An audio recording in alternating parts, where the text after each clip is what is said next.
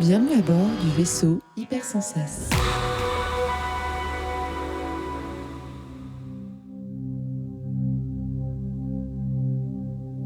Bienvenue dans Les Grains de Sable, le podcast qui égrène le Sandman de Neil Gaiman. Je suis Jean Voca, je relis l'œuvre pour l'occasion et je suis accompagné de Zef qui lui la découvre. Ensemble, on va retraverser l'intégralité de l'œuvre. Ça nous prendra le temps que ça nous prendra, mais déjà ça nous procure beaucoup de plaisir et on espère que vous aussi. Nous voilà rendus à l'épisode 14 de Sandman, paru en mars 1990, écrit bien évidemment par Neil Gaiman, dessiné par Mike Dringenberg, ancré par Malcolm Jones III et aux couleurs on a Dylan Hall. Alors nous sommes au milieu de l'arc de la maison de poupée et pour resituer le contexte, après la parenthèse de l'épisode précédent, où on rencontrait le personnage de Hob Gadlin à travers les siècles, on reprend le récit de la quête de Rose, accompagnée de Gilbert, pour retrouver son frère Jed, qu'elle n'a pas vu depuis 7 ans. Elle a appris que les tuteurs de Jed étaient en fait des tortionnaires qui l'enfermaient dans leur cave, et ils sont morts dans l'épisode 12, et Jed a disparu. Les lecteurs savent qu'en fait Jed a croisé la route du Corinthien, le cauchemar échappé du songe pendant la captivité de Morphée. Rose et Gilbert sont toujours au motel où se tient une étrange convention à laquelle le Corinthien va assister, une convention de serial killer. Et c'est le sujet principal de cet épisode double puisqu'il fait pas loin de 40 pages. Oui, très long cet épisode. Quand on se prend à la dernière minute pour préparer, on est surpris. Bah oui, et c'est étonnant parce qu'en vrai, comme on l'a dit un peu en off, l'épisode est assez linéaire, donc il y avait beaucoup de choses à dire, évidemment, pour finir cette petite arc, je veux dire.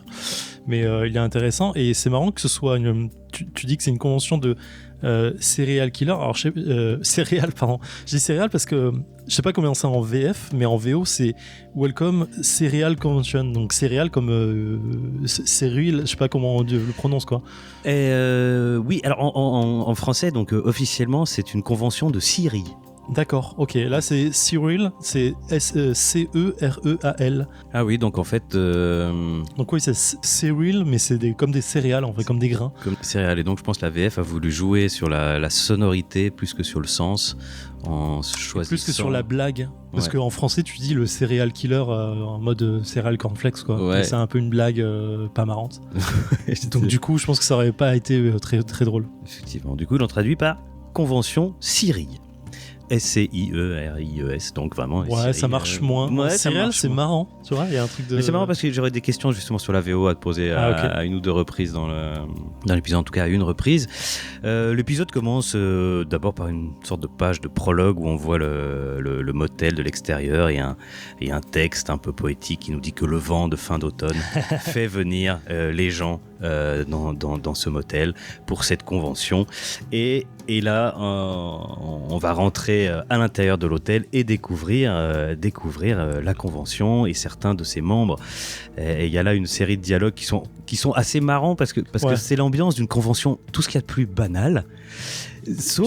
Tu sens qu'il y a le sous-texte qui est marrant. Voilà, mais sauf que toutes les phrases, et justement par exemple, je suis curieux de savoir comment c'est en anglais, mais toutes les phrases sont truffées de vocabulaire morbide. Oui. Des genres, ça fait 5 jours que je voyage, le trajet m'a tué. Ouais. The journey was a real killer, believe me. Voilà. D'ailleurs, c'est marrant parce que dès le début, après le truc de Serial Convention, là, il y a un journal et il y a un titre dessus qui a marqué Human Arm Found in Ditch. Donc un bras humain a été trouvé dans le je sais pas, le fossé ou je sais pas quoi, et du coup ça met tout de suite le texte. Et puis ça met l'idée que quand tu réunis plein de serial killers au même endroit, effectivement il peut se passer des trucs. Mais oui, c'est assez marrant, il y en a plein, on va pas toutes les relever, mais effectivement le trajet m'a tué, je déteste les trous perdus, c'est mort. J'aurais pu tuer un steak, a cool murder steak, pour a good bloody steak. C'est vraiment tout est bien fait, quoi, là-dessus. Voilà. Harry s'était chopé la crève, j'étais mort de rire. Enfin voilà, c'est vraiment. Il y a aussi un petit truc rigolo avec les surnoms. On avait déjà vu la liste des surnoms parce qu'ils ont tous des pseudonymes. Oui, bien sûr. Donc notamment le gars qui est à l'accueil qui demande à quelqu'un qui arrive. Mais le démon de Kentucky ou le démon de l'Oregon. Oui.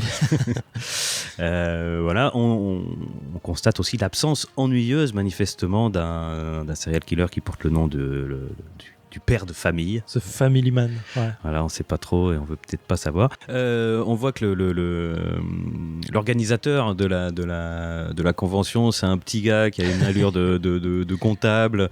Il est médecin d'ailleurs, je crois. Nimrod. Alors on avait vu son nom dans la liste la dernière fois. On s'était arrêté vite fait. Tu avais mentionné le fait que ça faisait penser à un personnage de Marvel. Et on m'a gentiment fait remarquer sur le Discord, petite salutation à Benoît D, que je remercie, qui m'a surtout attiré mon attention sur le fait que Nimrod est le nom d'un personnage biblique, d'un roi de l'Ancien Testament, le premier héros postérieur au déluge, qui est un chasseur émérite et qui est dans une certaine tradition hébraïque et rabbinique est une figure de rebelle, de quelqu'un qui se rebelle. D'accord, ok. Même le nom Nimrod renvoie à la conjugaison du verbe se rebeller.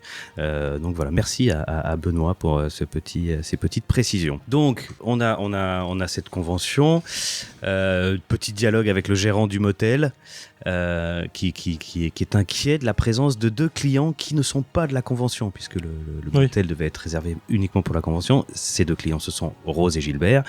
Il est d'autant plus inquiet qu'elle est en relation avec la police, et que c'est même la police qui a insisté pour qu'elle reste là.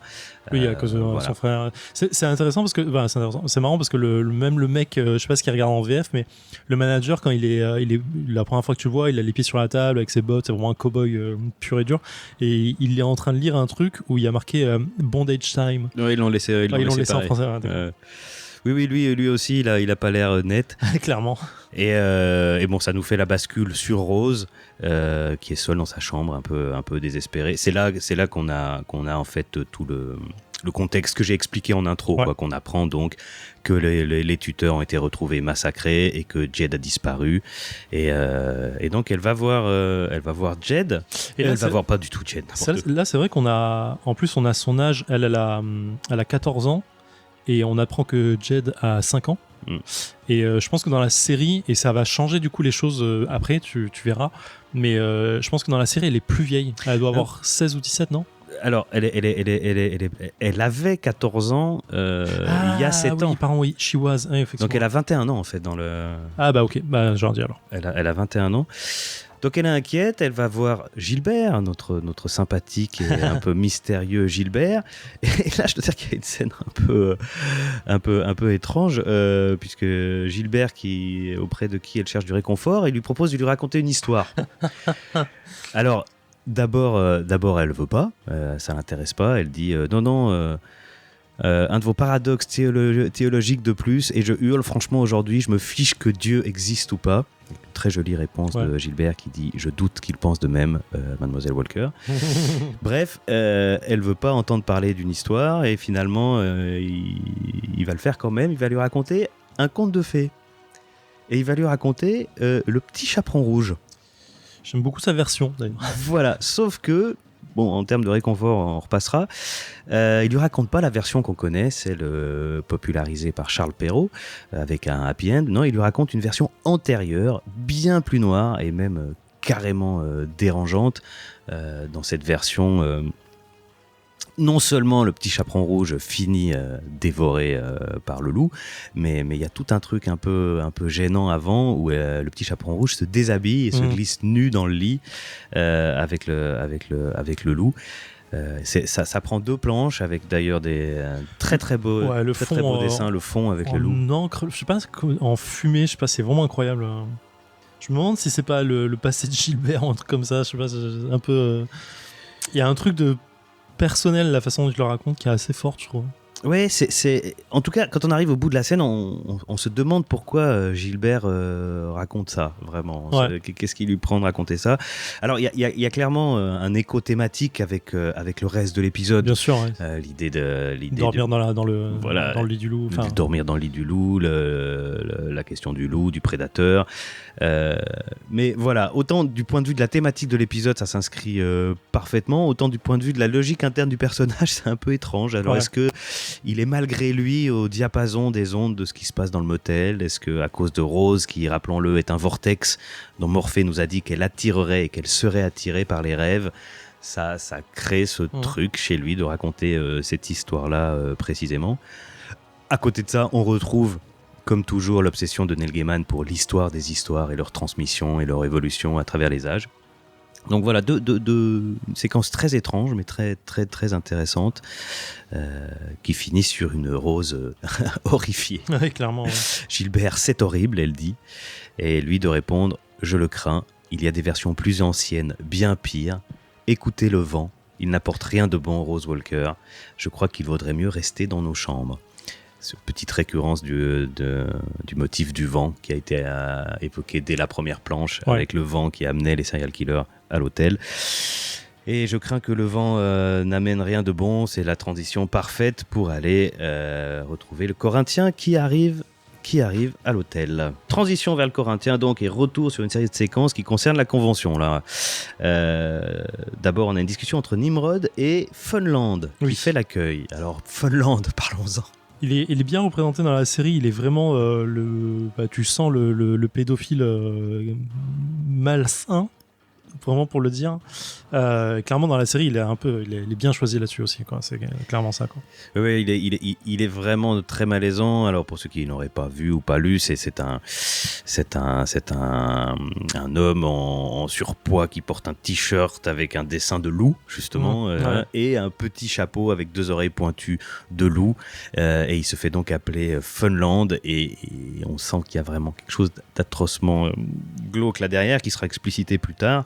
D'ailleurs, petite anecdote en passant, dans le personnage, pratiquement jusqu'à l'impression de l'épisode, s'appelait Disneyland. Ah oui, d'accord, ok. Et au dernier moment d'ici, ils ont flippé, ils ont fait non. Ouais, clairement, je pense que ça serait pas vraiment bien passé, quoi. Disney ado, et donc ils l'ont changé en Funland. Et d'ailleurs, son chapeau, à l'origine, c'était un chapeau avec les oreilles de Mickey. Oui, bien sûr. Et là, ça fait un chapeau d'âne un peu bizarre, mais ils l'ont changé. Alors, Neyman dit dans les entretiens, comme je l'ai déjà mentionné à plusieurs reprises, les entretiens très intéressants qui sont à la fin des volumes d'Urban en VF. Pour lui, donc, ces oreilles pointues sont censées évoquer en fait les oreilles de loup. Et ça marche bien. Ouais. Et ça fait le lien. Et donc, ils discutent avec Nimrod et ils sont très ennuyés puisque le père de famille, le family man, n'est pas venu alors que c'est l'invité d'honneur. Donc il faudrait absolument quelqu'un d'autre. Alors là, il cite quelques noms. Le Moon River, le Candyman et Candy Cane et The Lip Collector. Ouais, en français, on a Moon River. Ils ont laissé Moon River. Ensuite, ils ont parlé du confiseur. Ouais, ça marche. Du gars au sucre d'orge. Ouais, ça marche très bien. Et le collectionneur de lèvres. Ouais, exactement. Voilà, au premier... Enfin, littéralement, c'est fou comme... Juste en un mot, en une phrase, tu sens des trucs glauques terribles, quoi. Ah oui, clairement. Et le tout toujours sous une ambiance de discussion, tout ce qu'il y a de plus décontracté. Enfin, tout l'épisode repose sur ce contraste cynique, drôle et malaisant de mecs qui discutent le plus normalement du monde de choses atroces. Ouais, de leur vie. Et ça fait vraiment discussion de geek, quoi, tu sais. Oui. Comme les mecs qui pourraient discuter de Magic et des cartes et en mode j'ai pas vu Champion, il avait joué ça et tout machin. Et c'est vraiment, si t'écoutes de l'extérieur, c'est vraiment bizarre, mais c'est normal quand tu es de l'intérieur, quoi. Et donc c'est alors qu'ils se plaignent qu'ils n'ont pas d'invité d'honneur que le Corinthien arrive, et alors là on s'aperçoit pour le coup que c'est vraiment une rockstar dans le petit milieu des tueurs en série, quoi. Oui, clairement. Ouais. C'est vraiment, dès qu'ils le voient, enfin Funland, il en tremble tellement il est impressionné de le voir. Il veut un autographe. Il parle du fait qu'il est une légende, qu'il les a tous inspirés. Et on a cette phrase: voyez-vous, vous êtes un peu une légende chez les collectionneurs. Et là, un peu comme dans une série américaine de maintenant, après la phrase choc, bam, la page titre. Page titre qui arrive sacrément tard, hein, puisqu'on est quand même à la page 11. Et qui est incroyable. Et oui, il faut qu'on s'arrête sur cette page titre. Donc c'est une pleine planche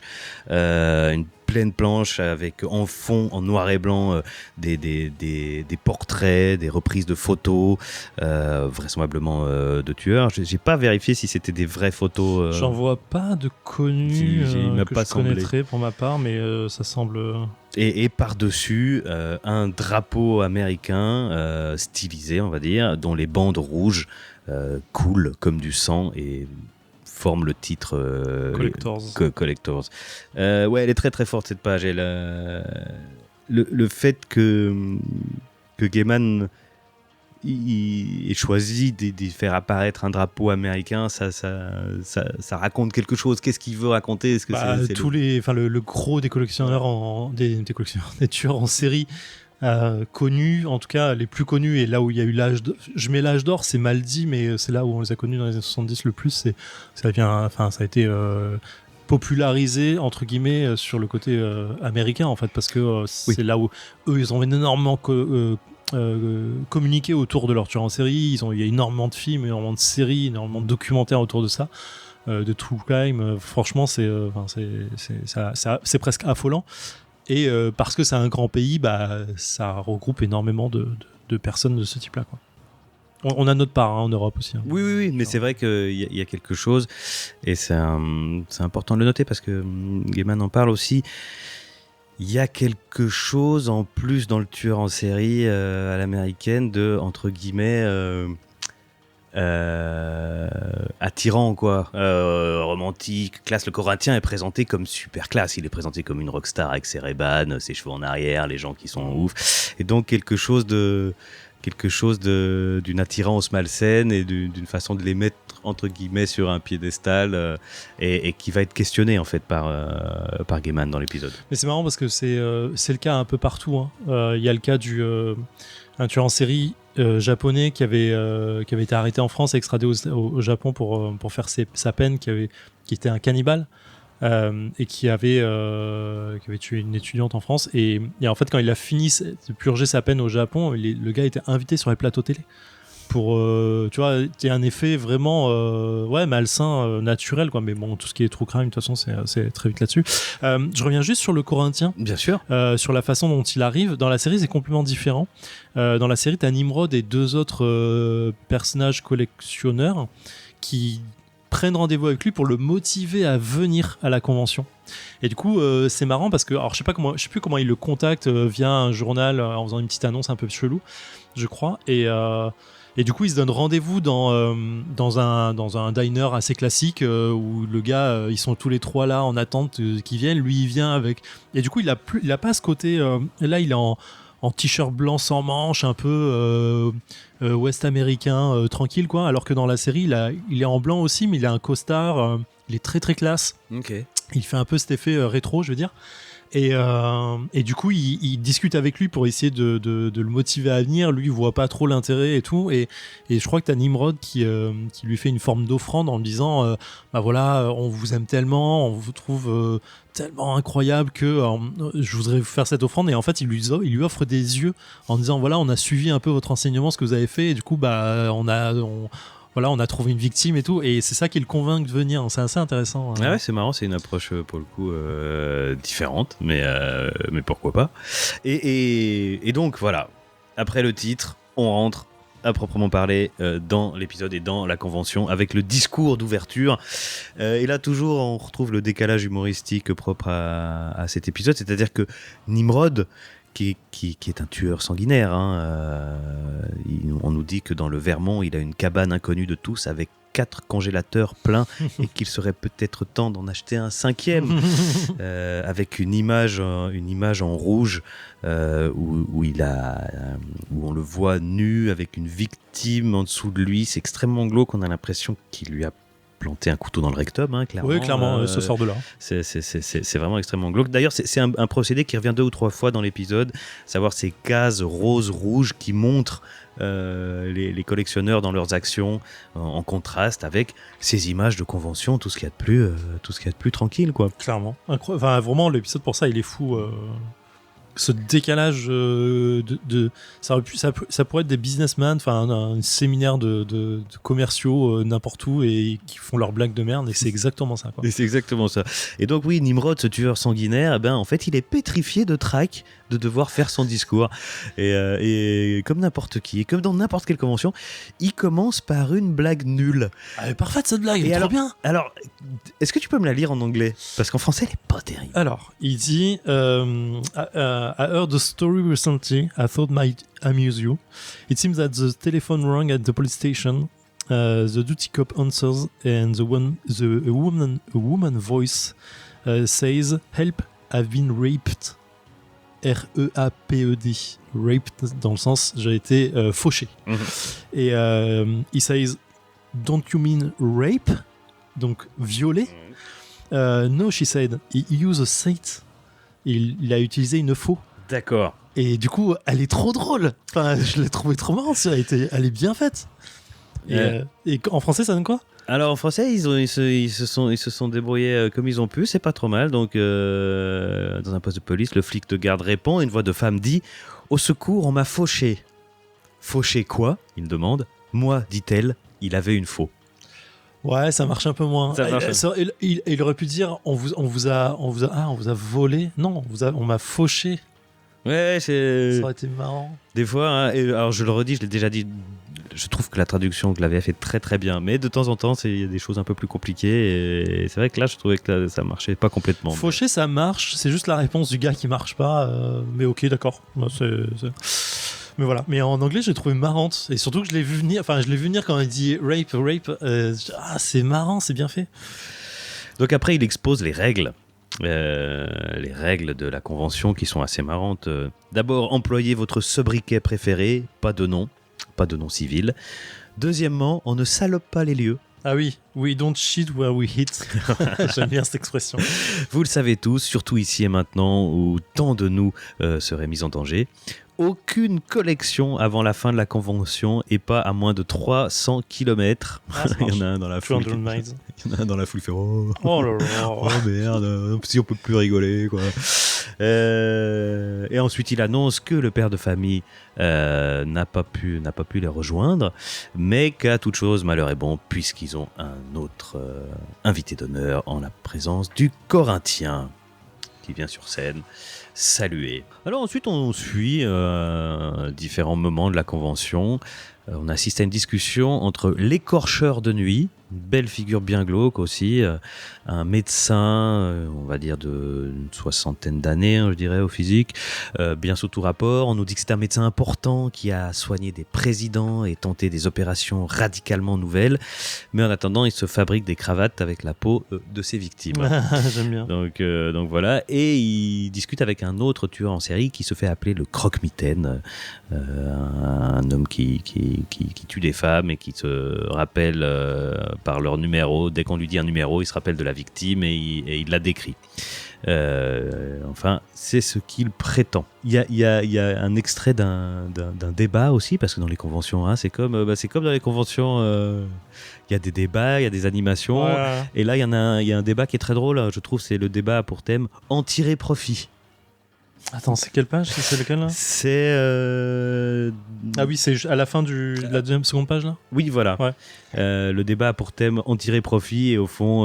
We don't do it for money. Voilà, et donc il y a des oppositions à ceux qui disent on fait pas ça pour l'argent.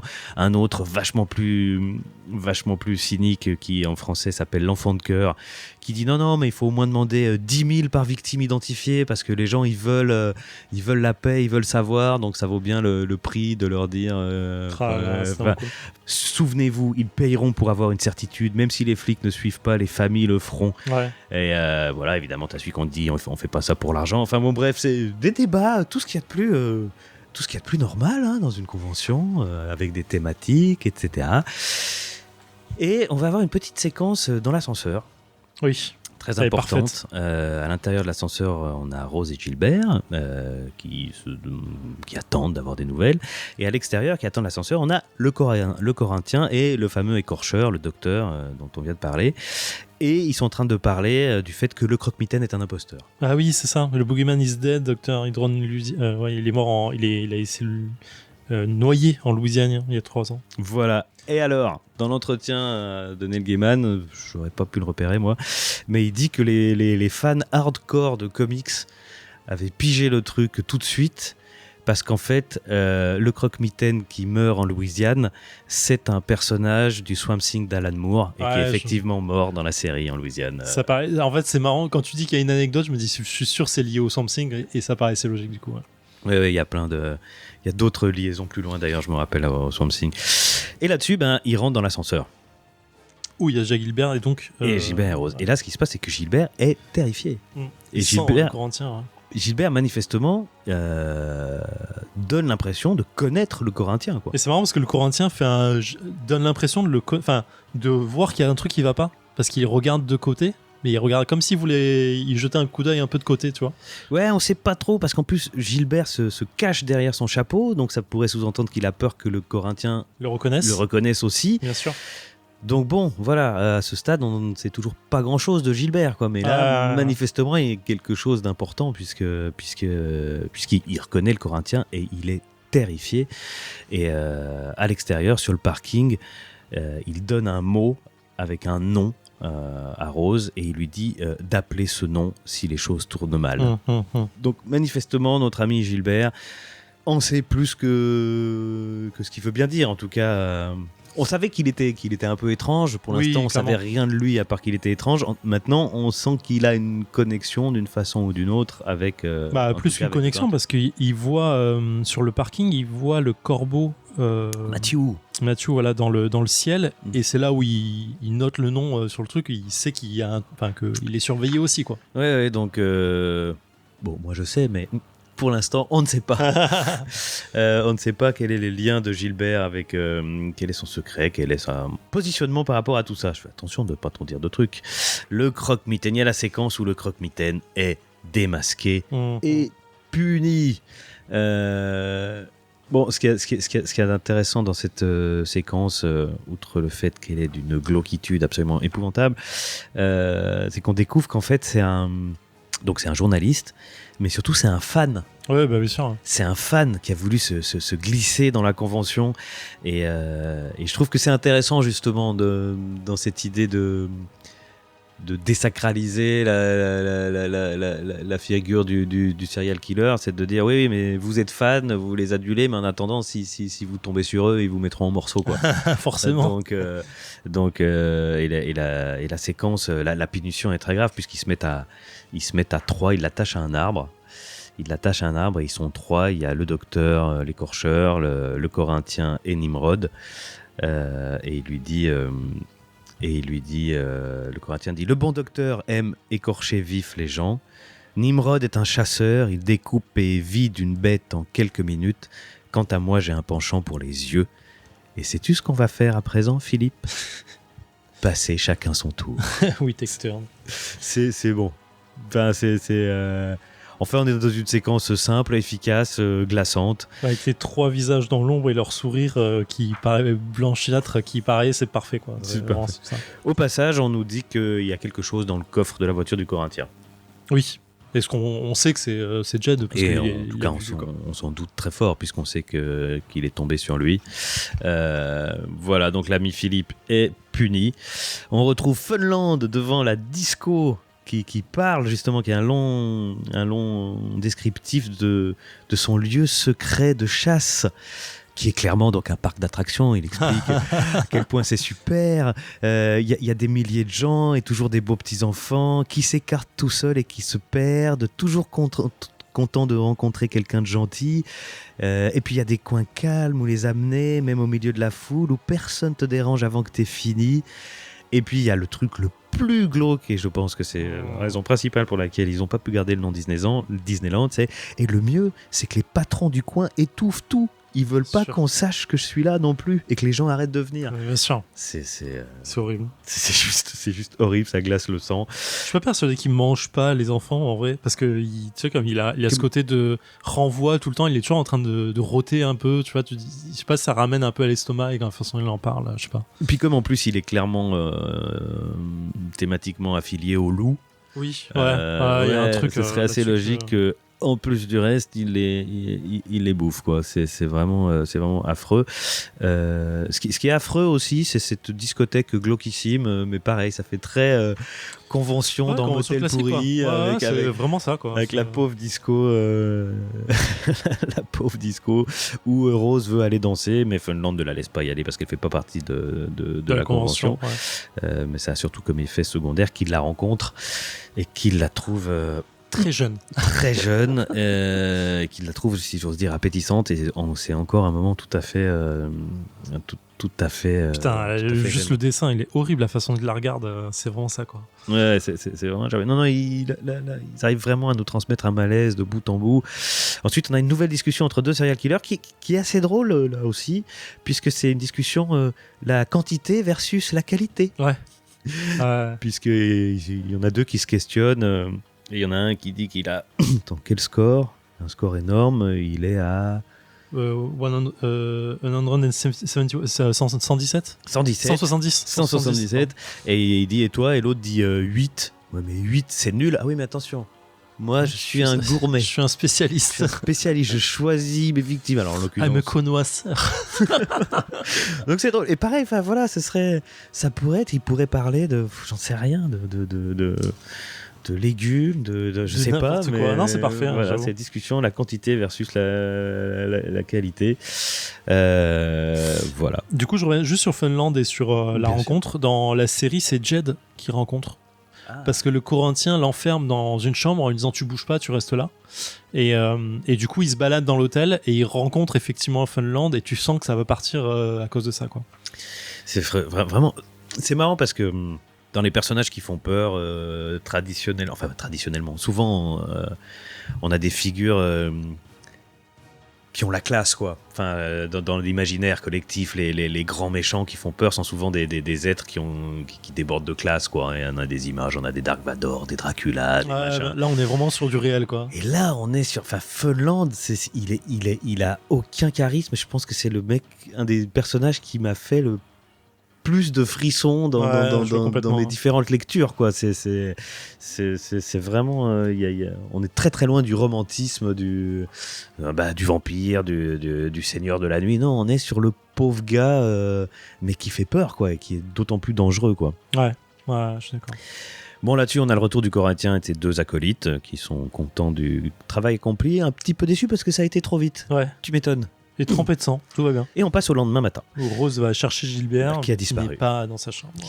Qui n'est pas dans sa chambre. Et là, alors je peux pas résister à l'envie de lire la suite, puisqu'on revient sur la convention et on a 3 extraits de débat. Je les lis parce que franchement, ils me font tellement marrer. 10h30, débat. Nous sommes ce que nous sommes. Donc un gars qui dit: on dit que l'acte fondateur de l'humanité est de ne pas tuer. Connerie. L'acte fondateur de l'humanité, c'est de tuer. Ce sont des moutons, du bétail. Nous savons la vérité. Nous sommes vivants. 12h30, débat. Les femmes dans le meurtre en série. Ça, c'est le meilleur débat, quoi. Vraiment, Et là, on a donc 3 femmes tueuses en série et une qui prend la parole. Je vais vous dire, j'en ai marre du stéréotype féminin de la veuve tueuse et de l'infirmière meurtrière. Je suis une tueuse en série et une femme et j'en suis fier. C'est tellement drôle. Mais c'est marrant parce que ça représente ça, en fait. Enfin, genre, dans le monde des tueurs en série, les femmes sont très souvent remisées, je sais pas comment dire ça. Reléguées, ouais, non, mais c'est bizarre à dire, tu vois, mais effectivement, soit c'est des femmes, des mères qui sont mal dans leur peau et qui du coup font souffrir les enfants, ou le côté veuve tueuse. Effectivement, c'est vraiment c'est pas que ça, mais c'est l'image qu'on a, en fait, et c'est horrible, vraiment. 15h30, débat, psychose toujours. Et là, il y en a un qui conclut. Bon, voilà, en tant que psychiatre en exercice, aucun de vous, enfin, il n'y a pas plus de traces d'anomalies mentales chez nous que chez eux. Moi même. Ouais. C'est merveilleux. Hein. Je sais pas quoi dire. C'est en plus le truc du tueur en série, c'est Monsieur Tout le Monde, quoi. Et c'est ça qui est horrible. Alors ensuite, on a une longue et je dois dire assez éprouvante confession d'un serial killer qui a l'air d'être un jeune homme et qui se confie à Funland. Il y a une pleine planche qui lui est consacrée, découpée en gaufrier, où on voit son visage éparpillé dans les cases, et beaucoup de textes. C'est une longue confession où il décrit la montée progressive de ses pulsions jusqu'au passage à l'acte. Je trouvais que ce passage était très intéressant parce que d'abord ça montre que Gaiman s'est vraiment renseigné sur le sujet. Alors ce qui est dit là, le descriptif des mécanismes qui sont décrits là, aujourd'hui, j'ai envie de dire, c'est assez connu, c'est assez classique. On l'a beaucoup entendu par ailleurs, mais il faut se remettre dans le contexte de l'époque. Dans les entretiens, justement, Neil Gaiman précise qu'au moment où il écrit cet épisode, les serial killers ne sont pas encore devenus autant à la mode qu'ils peuvent l'être aujourd'hui. Alors du coup, j'ai checké les dates, c'est des détails, enfin je sais pas, mais par exemple on est 1 an avant la sortie du Silence des Agneaux, on est 4 ans avant la sortie de Seven, qui sont quand même des films qui dans l'imaginaire populaire de ces années là, et même dans la culture pop, j'ai envie de dire, on sacralisé et implanté le serial killer, mais du coup quand Gaiman se penche sur la question, c'est encore pas autant mis en lumière, et donc il a énormément lu, il dit qu'il a lu tout ce qu'il pouvait sur ça avant de s'y coller. Et il voulait traiter le sujet. Quand il a eu cette idée de convention des serial killers, il s'est dit putain, cette idée est tellement bonne, il faut que je me dépêche de la faire parce que quelqu'un va forcément y penser. Mais surtout, ce qu'il voulait dire, c'est que il insiste sur le fait qu'il voulait justement montrer que c'est pas cool, quoi. Ouais, c'est vraiment l'ambivalence du truc de. On peut être intéressé par le sujet, mais le tueur en série est pas cool de base, quoi. Il faut pas en faire un héros. Voilà. Et c'est un peu délicat, mais effectivement tout ce qu'il dit là-dessus, sur toute la description du mec qui sent la pression monter sur le fait de devoir tuer à un moment ou devoir calmer cette pression en tuant, ça a été vraiment retrouvé sur pas mal de tueurs en série. Je pense à Headcamper par exemple, qui en parlait beaucoup. Et du coup c'est vraiment c'est gras, quoi. Je sais pas comment expliquer ça. Il y a un truc de, malheureusement c'est vraiment c'est réel, quoi. Il y a un truc trop réel presque, c'est chelou. Ah ouais, non, la scène est très dure, mais elle est du coup je la trouve aussi très intéressante parce que justement c'est le seul serial killer de la convention qu'on nous présente comme torturé par ses pulsions, manger peut-être de remords, ou en tout cas torturé, et qu'il aurait espéré trouver d'autres gens qui allaient le comprendre, et en fait non, les autres ils ont l'air tous très bien dans leur basket, et tandis que là on nous met face à un truc effectivement très réaliste, très, très, très dur, très éprouvant, et de nouveau du coup de pas du tout glorificateur de cette image romantique du serial killer qu'on peut trouver dans la culture pop, et surtout l'image que les autres se donnent d'eux-mêmes, quoi. Et je trouvais intéressant qu'il y ait ce moment ouais, on sent que Gaiman il veut aller au fond du truc, à raison ou à tort, mais il veut faire passer un truc là. Ouais, mais tu vois, c'est ce que je reproche un peu dans ce genre de truc je décris là-dessus. Tu vois, il veut faire passer un message, quand bien même tout le truc rend les tueurs en série fun. Tout au long, en fait, tu vois. Les gars, ils font une convention, ils sont marrants, ils font des blagues. T'as une scène de meurtre à 3 tueurs en série, elle est bien faite, elle est fun, tu vois. C'est quand même dur de... Enfin, tu vois, malgré lui, et c'est pas une conviction personnelle, mais c'est ma façon de le penser, c'est malgré lui il participe à rendre l'acte cool. C'est vrai. Du coup le Corinthien il est beau, il est stylé, c'est marrant de le voir agir, et malgré ça c'est le fait d'en parler, la façon d'en parler, ça le rend bien. Alors je dis pas que c'est ça, je dis pas qu'il le fait volontairement, je pense pas qu'il y ait une bonne façon d'en parler qui le rende mal. Mais le fait d'en parler, je connais pas une série, un bouquin, une BD ou n'importe quelle œuvre qui parle de tueurs en série, quel que soit le ton que tu vas mettre dedans, il y a un truc positif qui va en sortir parce que tu en parles. Et même Chatham, quand il fait des trucs où le tueur en série est une ordure sévère, il y a un truc cool de fait d'en parler, en fait, tu vois. Ouais, c'est compliqué parce que pour le coup, je suis d'accord avec toi, déjà parce que l'épisode est bien fait, voilà. Qu'il y a ce décalage, machin. Mais en même temps, je trouve que même par le décalage avec l'humour, il y a plein de moments dans l'épisode qui mettent vraiment mal à l'aise, et que du coup, ce malaise va pas dans le sens de les glorifier. Oui, non, je parle pas tant de glorification. Ouais, glorifier, c'est pas le bon mot. Que les rendre ouais, cool, amusant, pas accessible, mais tu vois, enfin, les mecs qui font des jeux de mots marrants, tu vois, et presque c'est agréable de les entendre, ces jeux de mots, tu vois, et ça devrait jamais l'être. Ouais. C'est ça, c'est un peu, et je suis désolé, je digresse un tout petit peu, Non, mais pas de souci. c'est un peu le souci que j'ai avec les séries de type You, tu vois. La série où le mec c'est un stalker et en fait tu suis, c'est un peu à la Dexter, quoi, tu vois. D'accord. Ouais. Tu sens, c'est quelqu'un qui est fondamentalement mauvais parce qu'il fait des trucs qui sont horribles, mais parce que tu suis son point de vue tout au long de la série, sa psychologie, son point de vue, ses idées, ça le rend sympa. Et en fait, tu vois tous ces moments où il est normal, je mets des guillemets sur normal, sympa, agréable, marrant, truc, et du coup, ça le rend très humain, qu'il est un humain par définition. Mais au final, quand tu suis la série, les moments où il peut se faire arrêter, t'as une ambivalence de tu n'as pas envie qu'il se fasse arrêter parce que c'est ton héros finalement à ce moment-là, et je mets héros volontairement, tu vois, et presque la police, c'est eux les méchants. C'est eux les méchants qui vont arrêter ton héros, et presque ça devient les horribles personnes, et parfois même elles sont tournées en ridicule pour pouvoir faire en sorte que le méchant prenne un peu plus de beau rôle là-dedans. Le mec, on oublie sur le moment que c'est un stalker, un tueur, un violeur, tout ce que tu veux, quoi. Et moi, ça me pose problème, en fait. Mais alors moi, ce que tu me décris là me pose aussi problème.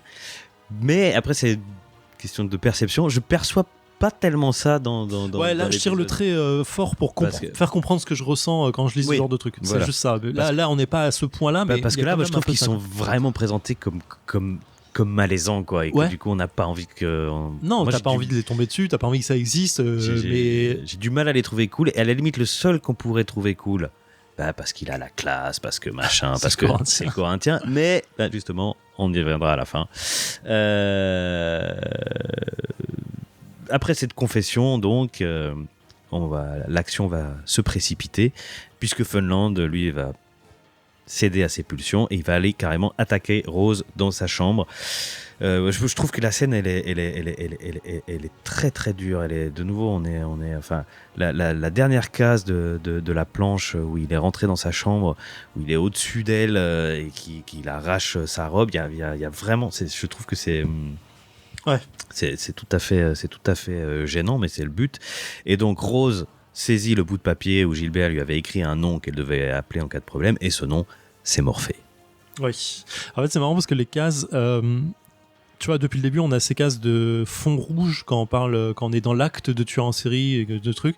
Et là, elles sont bien retranscrites parce que t'as l'action qui est faite, t'as une case où les personnages sont vraiment une ombre, et t'as le fond rouge qui montre que c'est l'acte du tueur en série.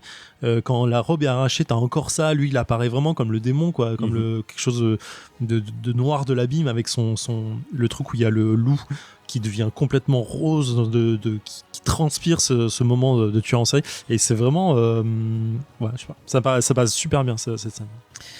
Et donc Morphée apparaît.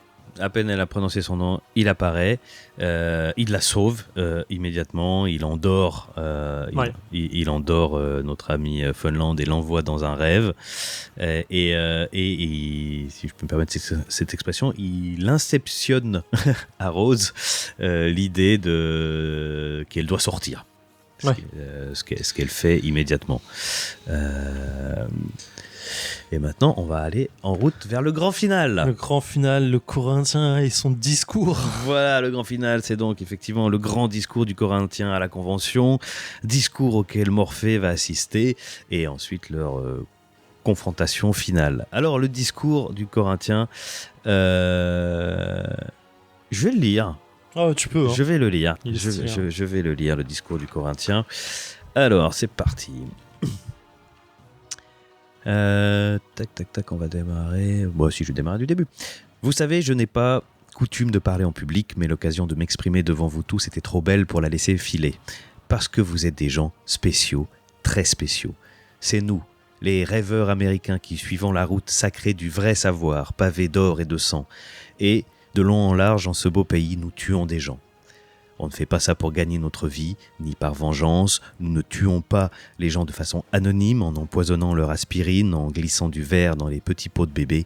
Nous ne lançons pas de voitures sur des trottoirs bondés. Nous n'entrons pas armés dans un fast-food pour tirer jusqu'à ce que les flics fassent gicler notre cervelle sur les frites. Nous n'assassinons pas pour le profit, pour un gouverneur ni pour d'autres. On tue pour tuer. Nous sommes les pionniers d'un domaine en expansion.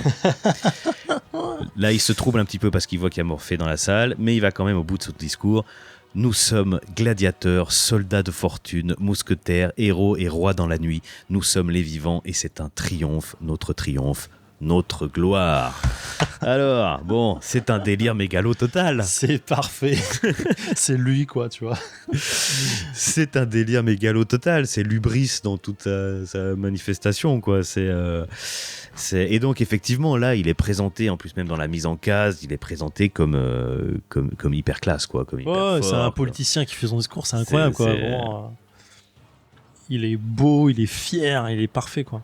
C'est la rockstar et va arriver la réponse cinglante de Morphée que je vais lire aussi. Oh, tu peux y aller, hein, c'est parfait. Hein. Et donc Morphée en se levant, après tout cet immense truc qui finit par notre triomphe, notre gloire, Morphée enchaîne par « Tu me déçois, Corinthien.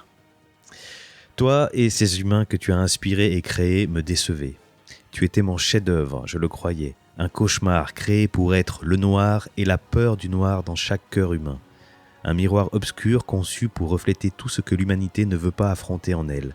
Mais regarde-toi, 40 ans à courir le monde, à t'affûter, à infecter les autres par ta joie de la mort, et que leur as-tu donné ? Qu'as-tu accompli, Corinthien ? Rien. C'est très intéressant, je m'arrête là, je continuerai. Je trouve ça très intéressant parce qu'il, justement, après cette grande montée en puissance, Morphée le réduit, on dit « mais tu sers à rien ». En fait, c'est intéressant parce qu'il n'a pas servi à rien, il a inspiré tous ces gens par ces trucs, en fait. Et Voilà. il a créé une série de tueurs en série, en fait. Mais par rapport, tu leur as dit qu'il y a des gens mauvais et ils le savaient déjà. Et ce qui est intéressant... Ce que je trouve très intéressant dans la séquence, c'est qu'au fond, il va conclure, Morphée va conclure en disant « C'est ma faute, je t'ai mal créé, la prochaine fois que je te ferai, tu ne seras pas si raté et mesquin, petit rêve. » Et là-dessus, il n'y a pas d'affrontement final puisque en une seconde, il le réduit en poussière. Oui, c'est fait vite. Ce qui est intéressant, c'est que Morphée ne lui reproche pas du tout aux Corinthiens d'être malfaisant. Oui, c'est sa création, donc c'est lui qui a fait une erreur, en fait. Voilà. C'est ça qui est incroyable. Non, mais il lui reproche d'être mesquin, de ne pas être assez... D'accord, tu veux dire ça. C'est ça qui est... Ouais, c'est marrant. Hein. Voilà, de nouveau... Morphée plane à des hauteurs qui sont pas du tout les notions de bien et mal d'éthique qu'on a nous. Donc la question qu'il soit malfaisant, ça c'est pas le problème. D'ailleurs, puisqu'il l'a créé, il l'a créé pour ça. Ouais. Il l'a créé pour ça. En fait, c'est marrant, il est à un niveau où il essaye de se dire je m'en fiche qu'il y ait des morts. Ce qui est dommage, c'est que le concept pour lequel tu as été créé n'a pas été respecté. Voilà. On est vraiment sur un truc de concept encore au-delà de tout, comme tu disais, quoi. Il est au-delà de l'humanité et du coup c'est vraiment je t'ai créé pour créer la peur et tout ce que t'as fait en fait c'est me tuer, enfin tu t'es réduit à quelque chose de bassement humain, quoi, tu vois, et c'est triste et c'est en ça que je trouve que malgré tout il véhicule bien cette idée fondamentale de découlifier le serial killer, puisque le Corinthien qui est présenté vraiment comme hyper classe et hyper charismatique, il est réduit en poussière en 2 secondes. Il a pas du tout de grand affrontement final super classe. Juste il dit ouais, on va se battre, et lui il dit bah non, en fait t'es nul, tu sers à rien, et il l'évapore, quoi. Donc c'est vraiment une façon de dire il y a rien de cool là-dedans, quoi. T'es petit, t'es mesquin, tu sers à rien. Et là-dessus, il va punir toute l'assemblée des collectionneurs avec l'idée de les faire redescendre du quelconque piédestal sur lequel ils se mettent eux-mêmes ou parfois sur lequel les mettent leurs admirateurs. Et il leur dit « Et vous, qui vous dites collectionneurs, jusqu'ici vous préserviez tous les... Non, vous préserviez tout défaut... Ah, je vais la reprendre. Vas-y. Et donc là, il s'adresse aux collectionneurs et il leur dit « Et vous, qui vous dites collectionneurs, jusqu'ici vous préserviez tous des fantasmes où vous étiez les héros maltraités de vos propres histoires, des rêveries consolantes où finalement vous paraissez dans le vrai, c'est fini. Pour vous tous, le rêve est fini, je l'ai supprimé, car voici mon jugement sur vous. Vous saurez à tout moment et à jamais exactement ce que vous êtes, et vous saurez exactement combien cela est peu. » Il y a quand même clairement... d'abord, déjà, ça claque comme Ouais, scène. non, mais de ouf. Le jugement divin, quoi. C'est parfait. Et voilà, quoi, cette insistance sur le fait que vous êtes rien, vous êtes misérable, quoi. Donc, Ouais, alors en fait, vous êtes plus bas qu'humain, en fait. Et sûrement ce truc de vous saurez ce que vous êtes.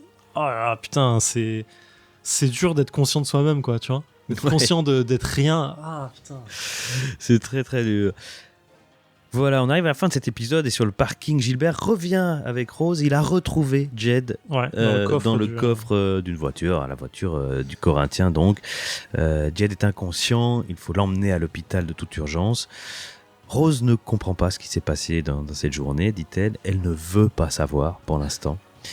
Et Gilbert mentionne le fait qu'il va falloir assumer les conséquences d'avoir fait appel à Morphée. Bien sûr. C'est d'ailleurs assez étrange cette petite réflexion globale sur cet arc de la maison de poupée qui est un peu étrange parce que je sais pas comment dire. Gaiman, il fait ça tout le temps et moi c'est pour ça que j'adore son travail, c'est qu'il va jamais où on pense qu'il va aller, c'est-à-dire que l'enjeu de départ de la maison de poupée, c'était de retrouver Jed et finalement je sais pas comment dire, ça se fait à côté du reste. Ils sont pas partie prenante. Oui, ça devrait être le principal de l'histoire, mais il le fait différemment. En fait. Voilà. Il prend un petit détour pour le faire. Quoi. Il fait un détour et finalement que ce soit Rose et Gilbert qui sont partis spécifiquement pour cela, ils font rien dans l'action. C'est presque ils arrivent trop tard et puis ensuite tout d'un coup ils le retrouvent dans la voiture. Enfin, je sais pas, on n'a pas de. Pardon. C'est comme si pour Gaiman, c'était entre guillemets l'intrigue polar de retrouver l'enfant. Ça l'intéresse pas en fait. Ce qui l'intéresse, c'est les thématiques qu'il veut traiter autour. Mais c'est bien transmis, hein, finalement. Et du coup, tout d'un coup, ils l'ont trouvé, quoi, sans qu'on nous ait remonté tous les mécanismes. Et puis en plus, il y a cette notion de hasard qui se soit retrouvé avec le Corinthien. Hasard qui n'en est pas un, puisque en tant que vortex, on nous a dit qu'elle serait attirée et qu'elle attirerait les rêves autour d'elle. Donc le fait que Jed l'un dans l'autre, ça marche, se retrouve avec le Corinthien, que eux se retrouvent comme par hasard à la convention des serial killers. Le vortex fait vraiment son effet. C'est l'effet du vortex en fait. Donc c'est pas de la facilité scénaristique, ça a été justifié, mais c'est marrant parce que du point de vue entre guillemets de l'enquête pour retrouver Jed, c'est vrai qu'il n'y en a pas vraiment, quoi. C'est ces suites de hasard liées au vortex qui fait que tout d'un coup ils l'ont trouvé, quoi. En fait, il y a vraiment cet effet, dans tous les épisodes, je m'en rends compte un peu, mais tu vois, l'effet du diner avec le joyau, sa gemme rouge, là, avec le gars. Pareil, ça te fait passer, ça fait avancer l'intrigue sans vraiment la faire avancer, mais il passe par un concept complètement différent de ça. Et c'est assez intéressant, je trouve, sa façon de faire. Je suis pas sûr qu'il le fasse tout le temps, mais en vrai. J'ai pas, tu vois, même l'épisode d'avant avec le mec qui vit 100 ans, ça donne la profondeur au personnage de Dream. C'est super. Même l'épisode avec sa sœur, la mort, tu vois, ça donne vraiment juste de la profondeur et ça donne encore un aspect différent de tout ça. C'est incroyable. Oui, on a souvent l'impression que qu'il est moins intéressé par les intrigues que par les thématiques. Ouais. Ce qui veut pas dire que ces intrigues sont pas bonnes, hein, c'est pas du tout ce clairement. que je suis en train de dire, mais ce qui compte pour lui, c'est de créer des moments et de il faut qu'il y ait de l'épaisseur choses. En fait. Il Ouais. faut qu'il y ait une vraie épaisseur au personnage, à l'histoire et à l'environnement dans lequel tout intervient. Et l'intrigue va naturellement se déplacer dedans en fait. Voilà. C'est un peu marrant. Et enfin, on arrive à la dernière page qui fait une boucle avec la première page puisqu'on retrouve le même découpage et le même point de vue sur le motel, sauf que cette fois-ci le vent mauvais au lieu d'amener les serial killers au motel, il les disperse dans la nuit et dans les ténèbres. C'est parfait. Et c'est là-dessus que finit cet épisode 14, qui était Incroyable. dense, hein. Ouais, il était vraiment très bien. Putain.